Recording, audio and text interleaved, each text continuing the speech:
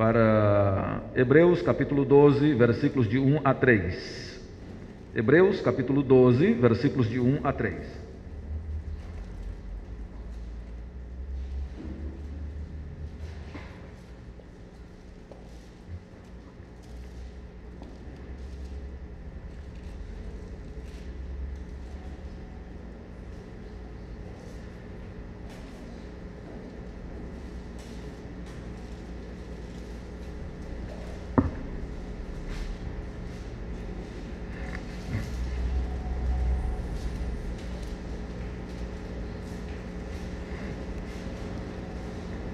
Diz assim a palavra do Senhor, na carta aos Hebreus, capítulo 12, versículos do 1 ao 3.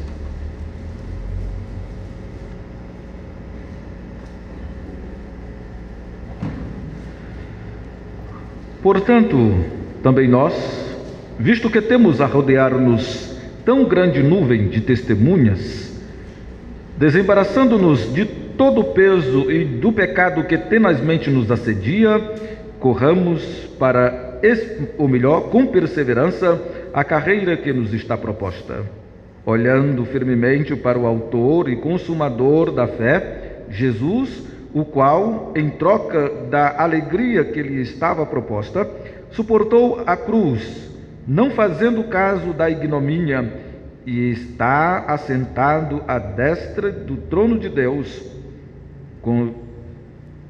Considerai, pois, atentamente aquele que suportou tamanha oposição dos pecadores contra si mesmo, para que não vos fatigueis, desmaiando em vossa alma.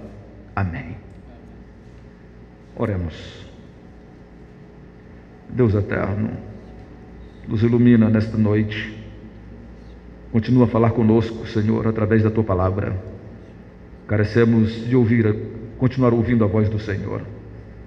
Em nome de Cristo oramos, rogando a iluminação. Amém. No caminho com a cruz. Quero falar sobre isto, irmãos, nesta noite. No caminho com a cruz. Jesus disse: aquele que quiser vir após mim, negue-se a si mesmo, tome a sua cruz e siga-me. Nós já estamos no caminho e estamos com a cruz. E agora? No caminho com a cruz. No caminho com a cruz, irmãos, nós temos um alvo. No caminho com a cruz, nós temos um alvo. O versículo de número 1 de Hebreus, capítulo 12, diz: portanto, também vós, visto que temos a rodear-nos tão grande nuvem de testemunhas, desembaraçando-nos de todo o peso, desculpem, e do pecado que tenazmente nos assedia, corramos com perseverança a carreira que nos está proposta. Nos está proposta uma carreira. Nos está proposta uma carreira. E aqui o escritor aos Hebreus, que nós não sabemos quem é, embora alguns digam que é o apóstolo Paulo, não podemos afirmar se é o apóstolo Paulo ou não, mas o escritor aos Hebreus, ele diz que nós temos um alvo. Nos está proposta uma carreira. Estamos no caminho. E estamos carregando a cruz. E este caminho carregando a cruz aponta para um alvo. Corramos com perseverança a carreira que nos está proposta. E ele começa o versículo dizendo que, tendo a nos rodear tamanha nuvem de testemunhas, portanto, também nós, visto que temos a rodear-nos tão grande nuvem de testemunhas. Quem são estas grandes nuvens? Ou melhor, quem é esta grande nuvem de testemunhas? Quem é esta grande nuvem de testemunhas que está a rodear-nos? São os heróis da galeria da fé, que estão no capítulo 11 Veja lá o capítulo 11 de Hebreus.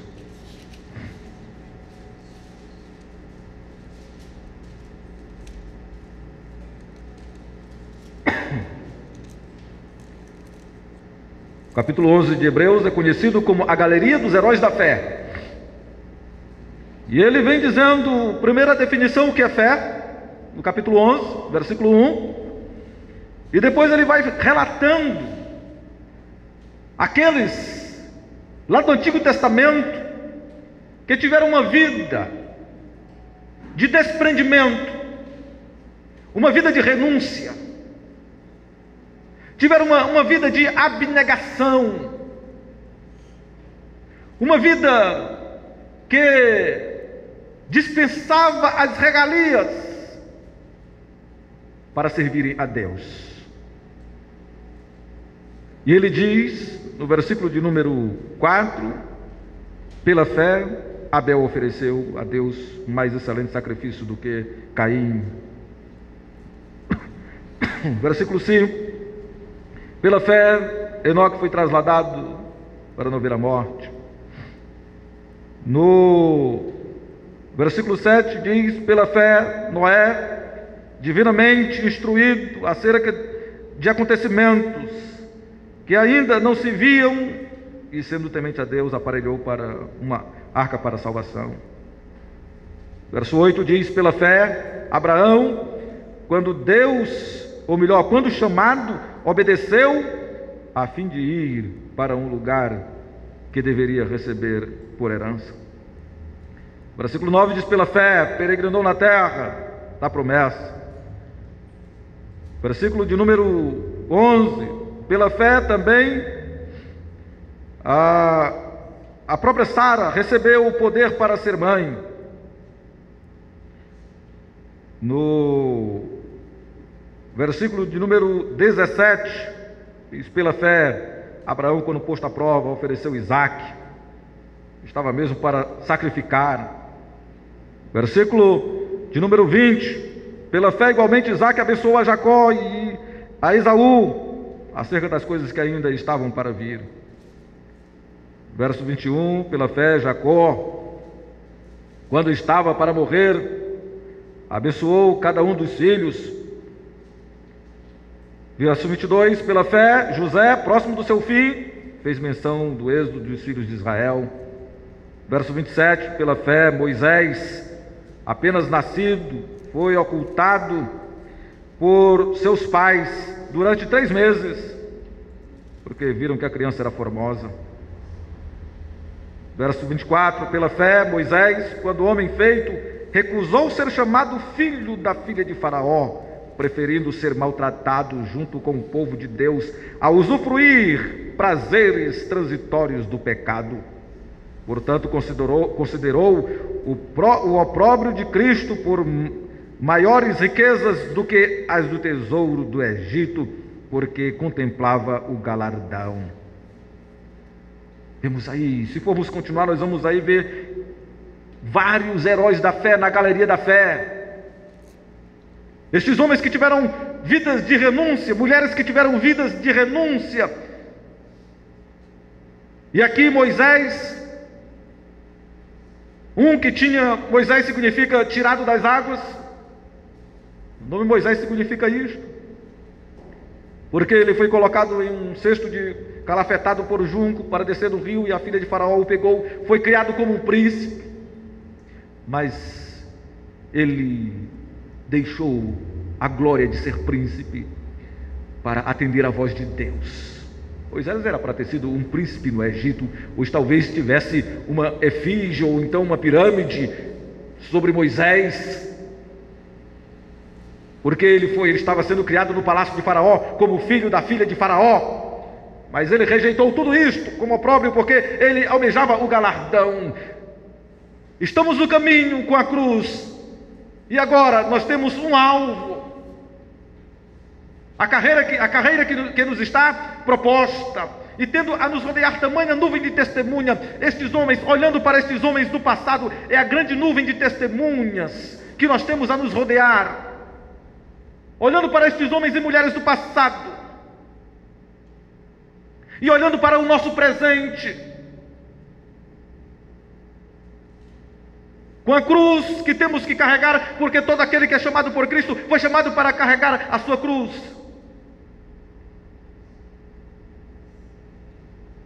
O que é que nós devemos fazer? No caminho com a cruz, nós temos este alvo. E o apóstolo Paulo, e o escritor aos Hebreus, no capítulo 12, no versículo 1, ele diz: portanto, portanto também nós, visto que temos a rodear-nos tão grande nuvem de testemunhas, desembaraçando-nos de todo o peso e do pecado que tenazmente nos assedia, corramos com perseverança a carreira que nos está proposta. Ele diz que, assim, olhando para esses homens do passado, nós devemos olhar para o nosso presente, e olhando para o nosso presente, nós devemos observar que nós devemos nos desembaraçar de todo o peso do pecado. E aqui ele pega a imagem do atleta. Ele fala da carreira que está proposta, e desembaraçando de todo o peso, se desfazendo de todo o peso. O atleta, na época de Jesus Cristo, ou antes de Jesus ir, que as Olimpíadas, elas surgiram antes de Jesus nascer, já haviam as Olimpíadas que eram cultos aos deuses pagãos. Só homens podiam participar, e todos nus, porque era um culto de orgia aos deuses pagãos. E os atletas, eles tinham que ter os corpos bem definidos. Você vê as esculturas gregas, são corpos de atletas bem definidos, todos nus, as esculturas gregas, porque os atletas competiam nus, desfazendo-se de todo o peso que impedisse a carreira que estava proposta. Eles tinham um alvo,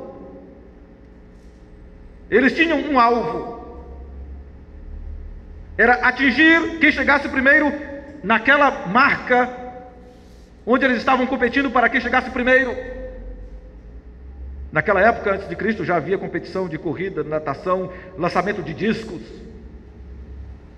Já existia este tipo de competição, luta grega. E aqui o apóstolo Paulo pega a figura do atleta e diz: tendo-nos a rodear tamanha nuvem de testemunha, vamos nos desfazer de todo o peso. E aqui ele usa agora algo material para simbolizar o espiritual. Todo o peso do pecado. Veja como ele é preciso nas suas palavras. Desembaraçando-nos de todo o peso e do pecado que tenazmente nos assedia. Você sabe o que é tenazmente? Tenaz. Que insistentemente nos assedia, insistentemente, fortemente nos assedia. Ele diz que nós somos comparados a atletas que temos que nos desembaraçar, não podemos ficar embaraçados com peso. Imagine um atleta correndo embaraçado com pesos nas pernas, ou então carregando um peso nas costas, um saco nas costas, ou então algo que possa impedi-lo de ter uma performance melhor. Os atletas, eles têm um nível de gordura que deve ter no corpo, eles têm uma dieta, eles têm um nutricionista que diz o que eles devem comer ou não comer, com quantos quilos eles devem estar naquele dia. E o interessante é que o apóstolo Paulo gostava de esportes. Parece que gostava de esportes, que ele pega muito a vida do cotidiano naquela época. Pega os atletas naquela época. Fala muito dos atletas das Olimpíadas daquela época. Veja aí em primeira epístola de Paulo aos Coríntios, capítulo 9, versículos 23 a 27. Primeira epístola de Paulo aos Coríntios, capítulo 9, versículos 23 a 27.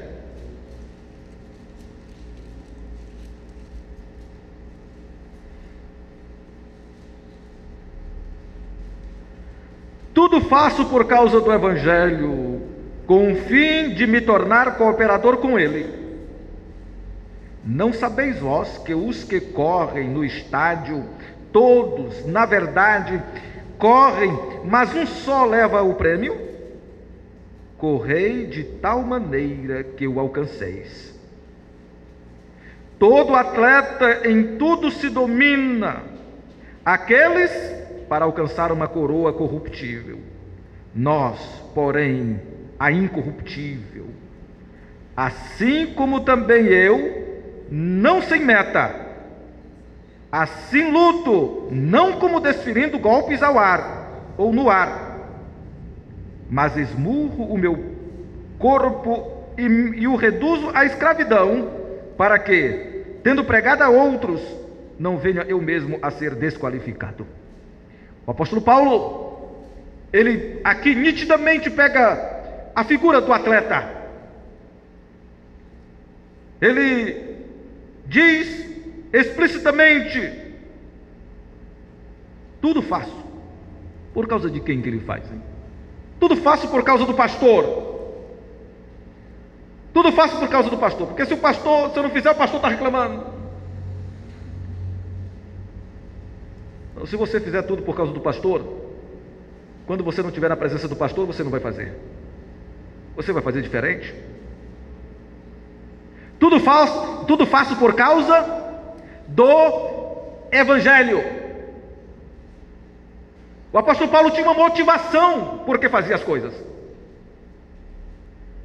O que motivava o apóstolo Paulo a fazer as coisas não era dinheiro, como hoje a maioria desses falsos profetas são motivados pelo dinheiro.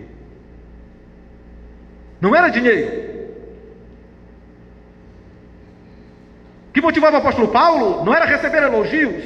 Não. O que motivava o apóstolo Paulo não era receber elogios. O apóstolo Paulo tinha uma motivação de vida. Tudo faço por causa do Evangelho.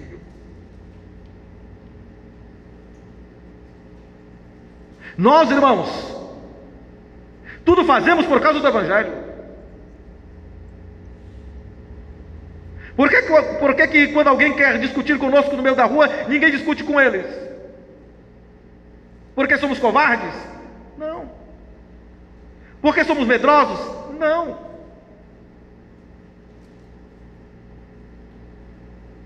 Por causa do Evangelho. Por causa do Evangelho. Por que nós, quando nos iramos, nós não fazemos aquilo que temos vontade, não dizemos aquilo que queremos? Com medo de quem? Não, irmãos. Por causa do Evangelho, tudo faço por causa do Evangelho, diz o apóstolo Paulo. Eu não sou besta não, mexeu comigo, já tem. Não. Eu não sou besta não. Mexeu comigo, só não vou fazer nada por causa do Evangelho. Tudo faço por causa do Evangelho.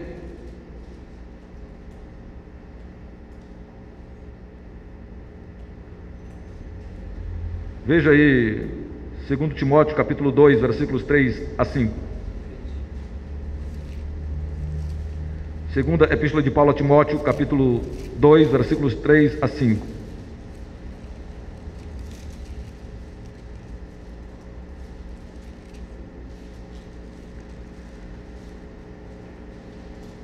Participa dos meus sofrimentos como um bom soldado de Cristo Jesus. Nenhum soldado em serviço se envolve em negócios desta vida, porque o seu objetivo é satisfazer aquele que o arregimentou. Igualmente, o atleta não é coroado se não lutar segundo as normas. O apóstolo Paulo, escrevendo a Timóteo, diz: Timóteo, um bom soldado não se envolve com as coisas deste mundo. Sabe por quê, Timóteo? Ele tem um objetivo, ele tem um alvo. Participa dos meus sofrimentos como um bom soldado de Cristo. O apóstolo Paulo diz isso primeiro para Timóteo. Participa dos meus sofrimentos como um bom soldado de Cristo. E um bom soldado não se envolve com as coisas deste mundo, não se corrompe com as coisas deste mundo, porque ele tem um objetivo. Qual é o objetivo do bom soldado de Cristo?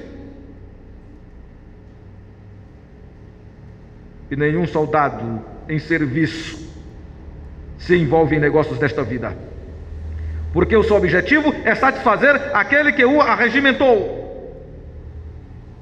Quem foi que nos arregimentou? Quem foi quem nos trouxe para o exército de Deus? Quem foi que nos fez um soldado de Cristo? Deus, pelo seu Espírito. E agora o soldado de Cristo, ele tem um objetivo. Qual é o objetivo? Satisfazer aquele que o arregimentou. O soldado de Cristo não está para satisfazer a homens, não está para satisfazer a pastor, não está para satisfazer a ninguém. O soldado de Cristo está para satisfazer aquele que o arregimentou, e aquele que o arregimentou é o Deus eterno, todo-poderoso. Assim, nele, nós podemos sim olhar e querer satisfazer a sua vontade, como um bom soldado de Cristo. No caminho com a cruz, temos este alvo: satisfazer aquele que nos arregimentou. Voltando para 1 Coríntios capítulo 9, versículo 23 em diante. Tudo faço por causa do Evangelho, com o fim de me tornar cooperador com ele. Qual é o objetivo? Tornar-se um cooperador do Evangelho, e não aquele que vai destruir o Evangelho. Porque tem muita gente que destrói o Evangelho no lugar de cooperar com o Evangelho. Ele disse: tudo faço por causa do Evangelho. Com o fim de quê? Qual é o objetivo? De ser um cooperador do Evangelho.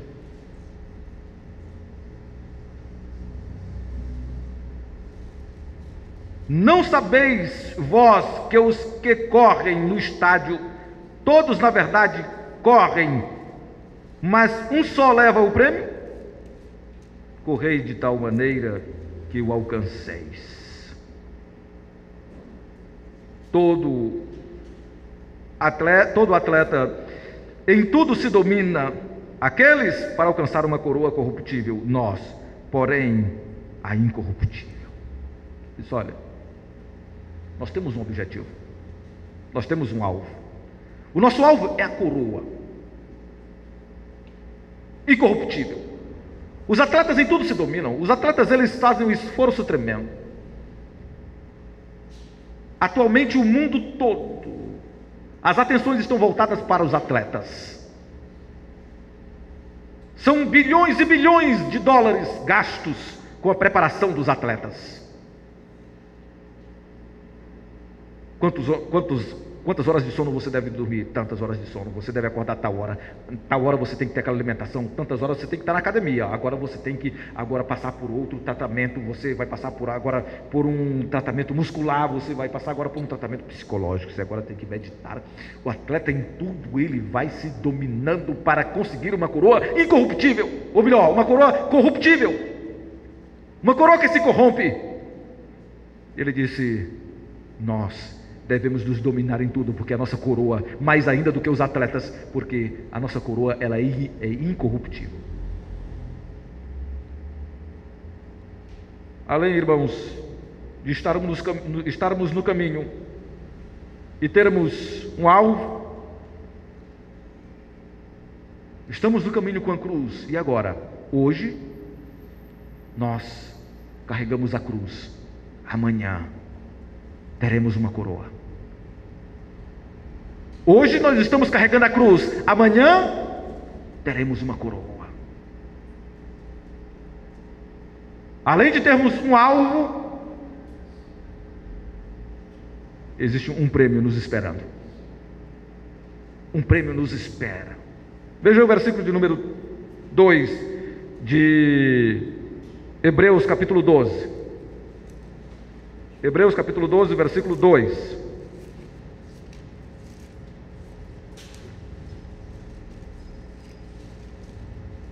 Olhando firmemente para o autor e consumador da fé, Jesus, o qual, em troca da alegria que lhe estava proposta, suportou a cruz, não fazendo caso da ignomínia, e está sentado à destra do trono de Deus.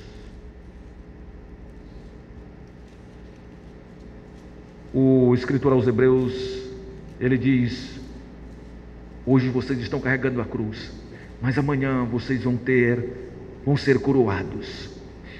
Vocês vão ter uma coroa. E ele mostra, diz: olhai atentamente, olhando firmemente para o autor e consumador da fé. Isso é interessante, irmãos, porque tem gente que procura olhar muito para a vida do outro, mas a palavra de Deus diz que você tem que olhar firmemente para quem? Olhando firmemente para o autor e consumador da fé, Jesus. Porque tem gente que quer olhar para a vida do outro. Muitas pessoas dizem assim: não vou ser crente não, porque eu conheço o crente fulano de tal que faz isso, aquilo outro. Mas a palavra de Deus está nos chamando não para nós olharmos para a vida de A ou de B. A palavra de Deus está nos chamando para nós olharmos firmemente para o autor e consumador da nossa fé, Jesus. Ele é o nosso modelo. O nosso modelo não são homens terrenos. Eu fico muito preocupado às vezes quando eu vejo alguém que vai pregar e diz: irmãos, hoje nós queremos falar de Davi, que foi um homem assim, foi um homem... Irmãos, nós queremos falar do que Deus fez na vida de Davi. Eu quero falar da rainha Esther. Pois, irmãos, quero falar do que Deus fez na vida da rainha Esther. Porque o nosso alvo, ou melhor, nós temos que olhar firmemente para o autor e consumador da nossa fé. Porque todos os homens são falhos, mas aquele que é o autor e consumador da nossa fé, ele não é falho, nunca falhou e nunca vai falhar: Jesus Cristo. Enquanto nós estivermos olhando para as pessoas, nós nunca vamos ter uma vida que agrade a Deus.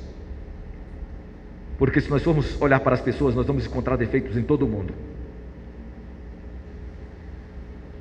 Ou existe alguém perfeito para você? Não existe ninguém perfeito. Não existe ninguém perfeito. Se você for olhar para as pessoas, você nunca vai ter uma vida que agrade a Deus, porque nunca você vai encontrar ninguém perfeito. Agora, se você olhar firmemente para o autor e consumador da sua fé, Jesus Cristo, você vai ter uma vida que agrada a Deus, porque Ele é perfeito. Ele é perfeito. O autor e consumador da nossa fé, olhai firmemente para Ele.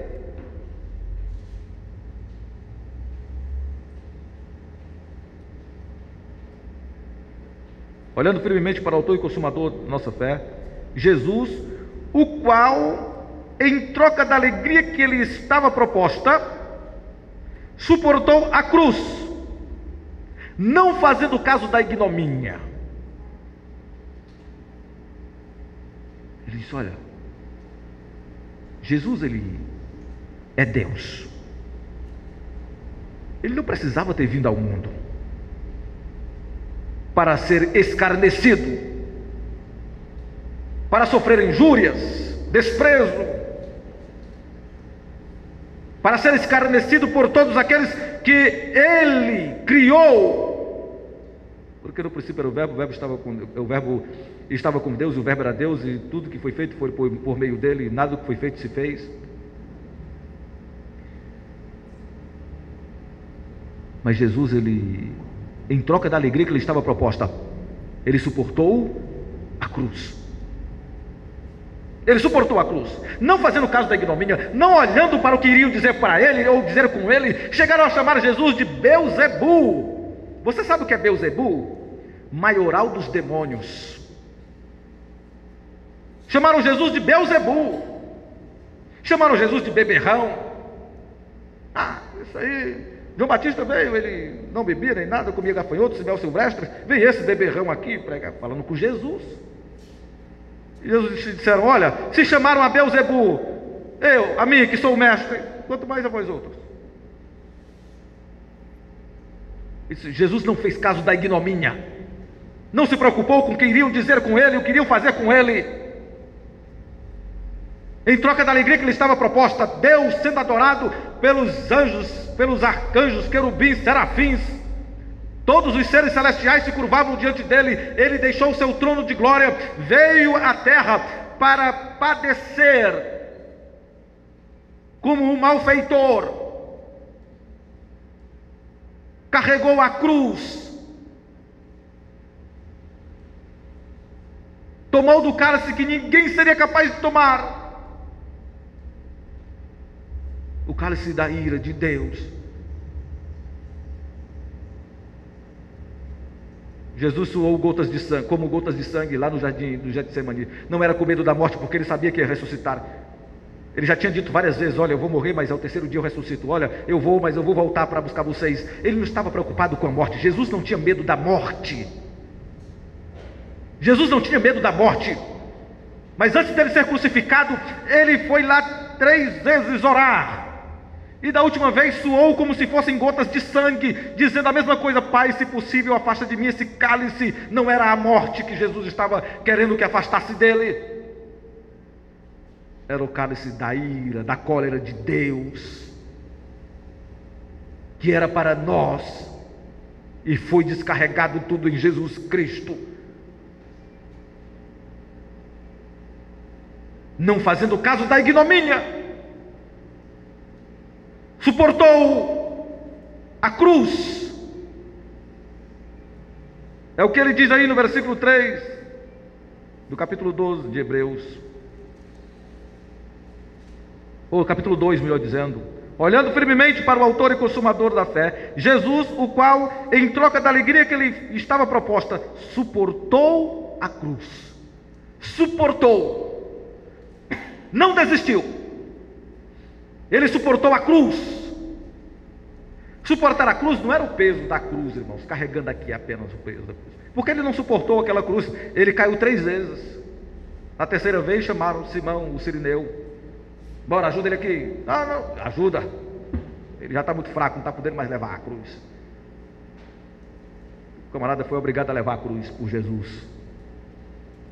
Suportou a cruz. É porque na cruz o meu pecado e o seu pecado foi lançado sobre ele, a ira de Deus, a cólera de Deus, o cálice da ira de Deus foi lançado sobre Jesus, pagou o preço. Por mim e por você, que já foi alcançado pela graça de Deus, e pelos eleitos que ainda hão de ser alcançados.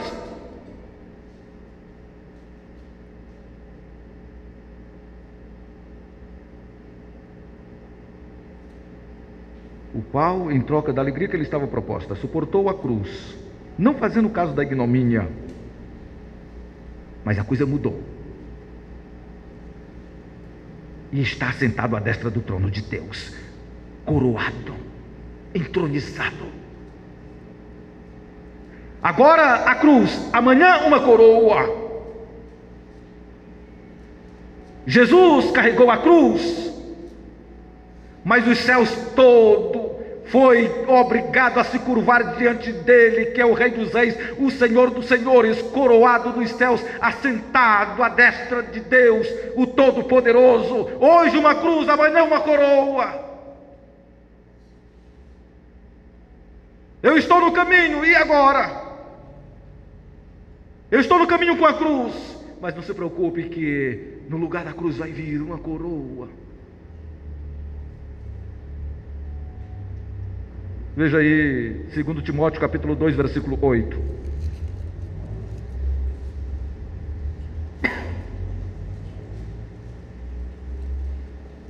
Segunda epístola de Paulo a Timóteo, capítulo 2, versículo 8.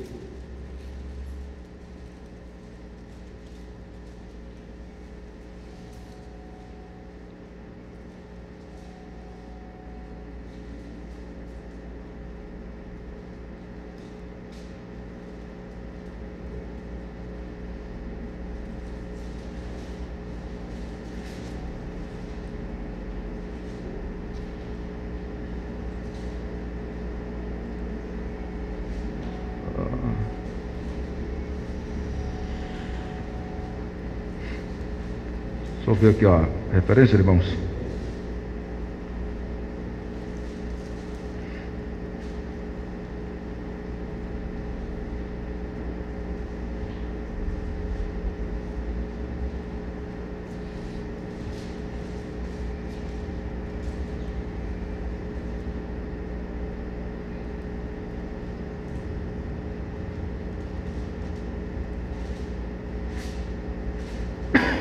Desculpem.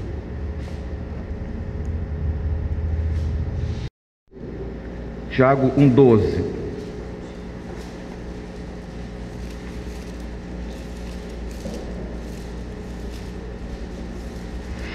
Tiago 1,12.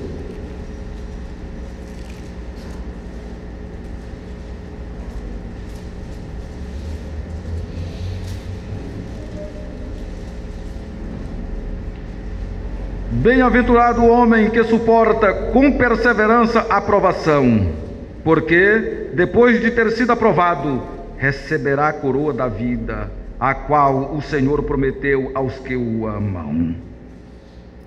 Tiago, ele diz: hoje você carrega a cruz, mas amanhã você vai receber uma coroa. Bem-aventurado o homem que suporta com perseverança a aprovação, porque depois de ter sido aprovado, receberá a coroa da vida. Quem é que vai dar essa coroa?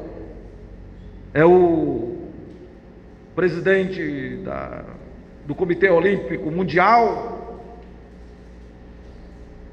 É o presidente Barack Obama? É o presidente em exercício Michel Temer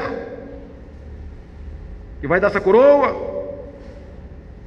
Os atletas das Olimpíadas vão estar lá, as autoridades humanas, para colocar a medalha, a coroa naqueles que irão vencer. Mas aqui, meus irmãos, em Tiago capítulo 1, diz que bem-aventurado o homem que suporta com perseverança a aprovação, porque depois de ter sido aprovado, receberá a coroa da vida, das mãos de quem? A qual o Senhor prometeu aos que o amam. Veja aí Apocalipse capítulo 2, versículo 10. Apocalipse 2, 10.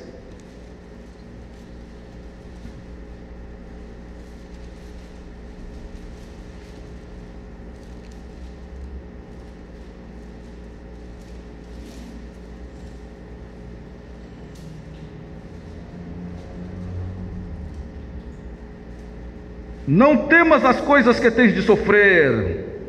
Eis que o diabo está para lançar em prisão alguns dentre vós, para serdes postos à prova, e tereis tribulação de 10 dias. Sê fiel até a morte, e dar-te-ei a coroa da vida. Sê fiel até a morte, e dar-te-ei a coroa da vida. Estou no caminho com a cruz, está pesada a cruz. Mas bem-aventurado o varão que suporta com perseverança a aprovação, porque depois de aprovado vai receber a coroa da vida que o Senhor, o reto juiz, vai dar. Não temos o que tens de sofrer, porque Satanás vai lançar alguns de vocês da prisão, mas não se preocupe, se fiel até a morte, e dar-te a coroa da vida, diz a palavra do Senhor. Hoje você está carregando a cruz, mas não se preocupe, que a coroa está preparada para nós. Que a coroa está preparada. O apóstolo Paulo diz que agora sei que a coroa já está preparada para mim, não só para mim, mas todos quantos amam a sua vinda. O apóstolo Paulo escreve aos Coríntios, ele diz isso.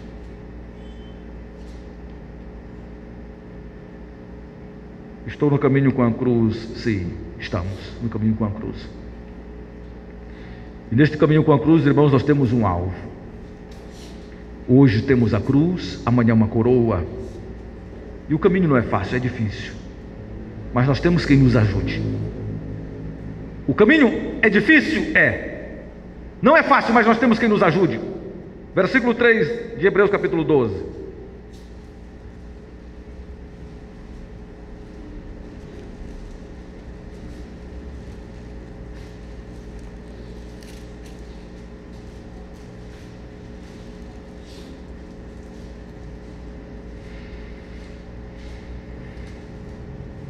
Considerai, pois, atentamente aquele que suportou tamanha oposição dos pecadores contra si mesmo, para que não vos fatigueis, desmaiando em vossa alma. Diz: olha, vocês prestem atenção, vocês considerem atentamente para aquele que suportou a tamanha oposição dos pecadores contra si mesmo. Irmãos, o que Jesus sofreu de oposição dos pecadores não foi fácil, foi difícil.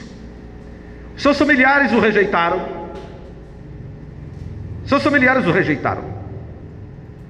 se escandalizaram nele, ficaram escandalizados com Jesus. Quando Jesus voltou para Nazaré, ele diz: os seus familiares se escandalizaram nele. Os familiares de Jesus não receberam muito bem. Jesus, ele foi perseguido pelos saduceus, pelos fariseus ferrenhamente. Pegavam em pedras para jogar nele e ele saía no meio da multidão. Foi chamado de Beuzebu, de beberrão, maioral dos demônios. Jesus, ele sofreu perseguição ferrenha dos pecadores. E ele diz: olha, presta atenção, para aquele que sofreu a perseguição dos pecadores, a oposição ferrenha.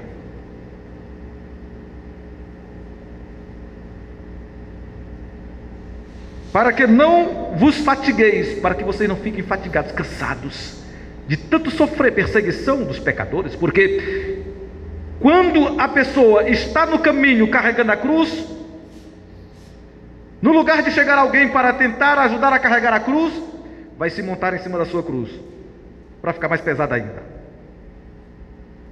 É a oposição dos pecadores. Ah, agora tu é crente. Ah, agora vai sustentar o pastor, vai enricar o pastor. Só não enrica aqui na nossa igreja. Vai enricar o pastor.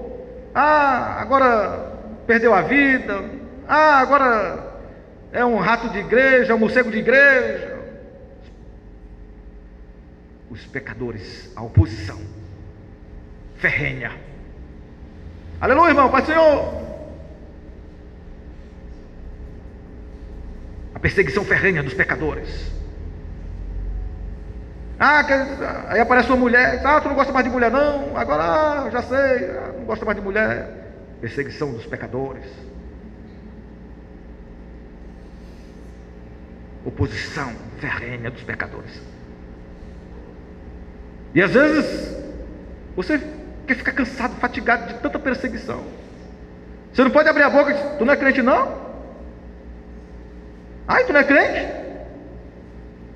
Se você sorrir mais alto, rapaz, tu não é crente não, rindo dessa altura. Agora tem altura para o crente achar graça. Tem altura para o crente achar graça. O crente não pode rir desse jeito não. Eu sou muito brincalhão, gosto de sorrir, né? Aí uma aluna minha disse: professor, o senhor ri tanto, conta tantas piadas, a gente acha graça, você nem parece que é um pastor. Aí eu disse: e vem cá, e pastor é para ser triste? E crente é para ser triste? Onde é que está escrito que pastor tem que ser triste? Pelo contrário. Aí eu perguntei para eles: vocês já viram contar aqui alguma piada indecente? Eles: não. Vocês já viram cantar alguma coisa aqui que não fosse, me viram cantar alguma música mundana? Não. E quer dizer que é por estar aqui chorando? Não. Oxe. E por que vocês estão dizendo que eu não posso achar graça, não posso sorrir? Eu tenho mais motivo de sorrir do que vocês. Porque eu tenho um Cristo, por isso eu sou alegre. Porque o povo tem a ideia de que o crente tem que ser... está morrendo. Não, irmão, a alegria do Senhor é nossa força. Alegrai-vos do Senhor, outra vez digo, alegrai-vos. Se tem uma nação, se tem uma raça de gente na face da terra que tem motivo para dar com os dentes escancarados achando graça, são os crentes, porque eles são salvos na pessoa de Jesus Cristo, já tem a sua coroa garantida, vai morar no céu. O que é que ele quer mais? O sol pode explodir, a lua pode partir em bandas, a terra pode abrir o buraco e ele está. Louvado seja Deus, estou indo, Senhor. Me ajuda agora com os teus braços. Glória a Deus. Tem uma imagem de um pastor no Face, que aquilo ali mexe comigo toda vez que eu vejo. Foi postado já há algum tempo. Nos países islâmicos, ele foi pego e levaram para ele ser enforcado. A postura daquele pastor para ser enforcado parecia que ele ia receber o maior prêmio da face da terra. Ia com um sorriso dos lábios, subindo lá, com a corda aqui no pescoço, ele sorrindo. Foi enforcado sorrindo. Foi enforcado sorrindo. Tem motivo, irmãos. Tem motivo para sorrir. Aqui tinha uma irmã, a irmã Márcia. Foi minha professora no 4º ano primário. Ela é professora estagiária lá. Faz muito tempo não. E ela contraiu um câncer com uns 28 anos de idade, se não me falha a memória. Parece que até hoje o quarto dela, a mãe dela conserva do mesmo jeito. E ela contraiu um câncer. E a mãe dela entrava no quarto, começava a chorar. E ela disse: minha mãe, você está chorando por quê? Eu estou indo ver quem mais eu quero ver. Eu estou indo ver o meu Jesus. Por que a senhora está chorando? Não tinha motivo para chorar. Não tinha motivo para chorar. Por isso, irmãos, o caminho é difícil. Não é fácil. Mas nós temos que nos ajude. Isaías 41:10 diz: não temas, porque eu sou contigo. Não te assombres, porque eu sou o teu Deus. Eu te fortaleço, te sustento com a minha destra fiel. Não temas, porque quem está conosco é maior que quem está no mundo, irmãos, diz a palavra do Senhor. Se Deus é por nós, quem será contra nós? Quem?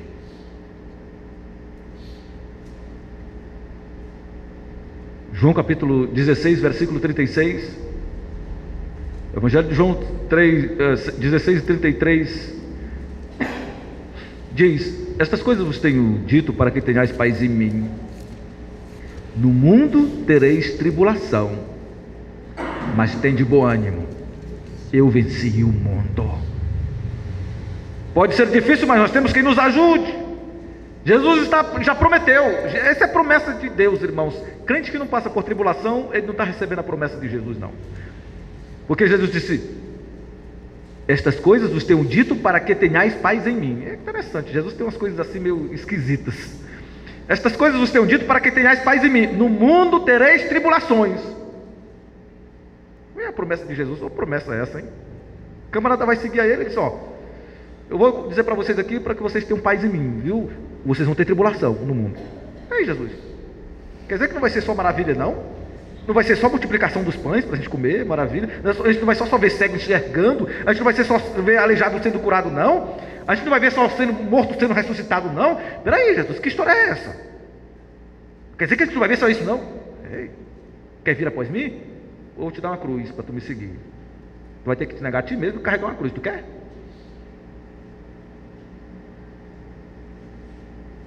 No mundo você vai ter tribulação. Jesus só tinha promessa assim meio desanimadora, né? O camarada humanamente falando, é desanimador. Carregar cruz, negar a mim. Eu vou ter tribulação? Espera aí. Eu vou lá para Mundial, para Universal, que lá só é bênção. O Jesus de lá é diferente desse aí, que está na Bíblia. Peraí, eu não quero esse Jesus da Bíblia não, eu quero o da Mundial, da Universal. Quando chega lá, eu vou ser empresário, meu casamento vai ser uma bênção, não vai faltar dinheiro no meu bolso. Só eu fazer a fogueira santa de Israel, que a minha vida muda toda. Eles têm uma águazinha lá, que água poderosa, só uma gota muda a vida da gente todinha. Eu vou ficar nesse lugar aqui, prometendo tribulação, prometendo cruz, negar. Não, para lá com esse negócio de cruz, tribulação, eu vou para ali mesmo. Ali é melhor, a gente chega lá, a gente passa no Vale do Sal, a gente desafia Deus, a gente se revolta contra Ele, e Ele é obrigado a dar as coisas para a gente. Aqui não, tem que esperar por Ele. Não quero isso aí não.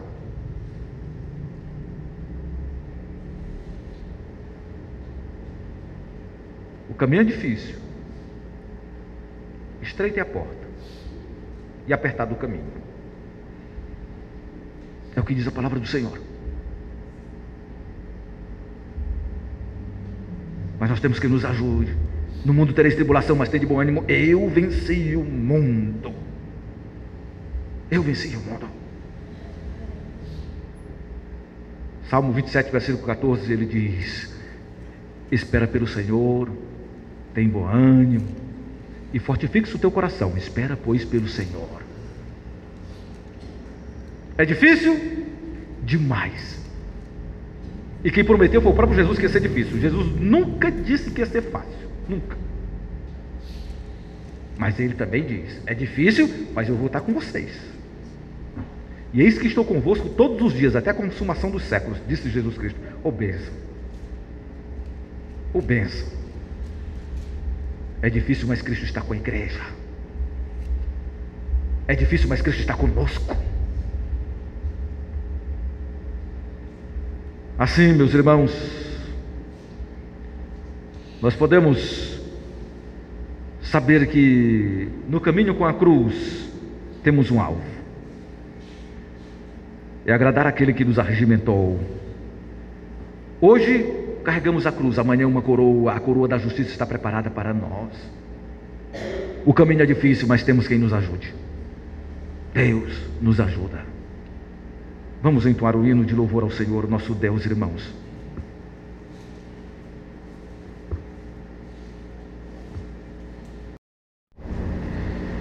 E que a graça do nosso Senhor e Salvador Jesus Cristo, o amor de Deus, o nosso eterno e soberano Pai, a comunhão, a consolação e o poder do Santo Espírito de Deus repousem sobre vós e sobre todo o povo de Deus espalhado por toda a face da terra, hoje e para todo sempre.